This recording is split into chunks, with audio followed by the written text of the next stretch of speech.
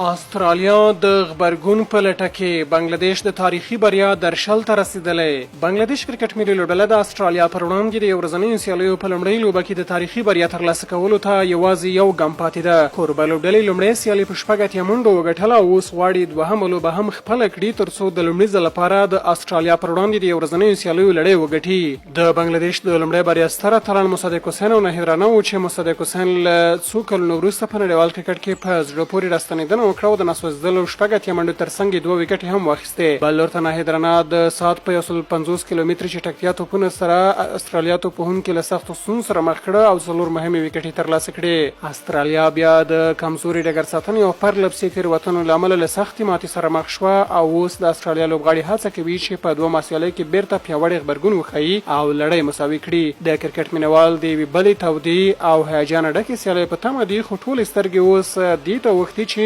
آیا بنگلاديش به خپل تاریخي هدف بشپړ کړي او که استرالیا به د لړۍ برخلیک وروستۍ لوبې ته وغځوي.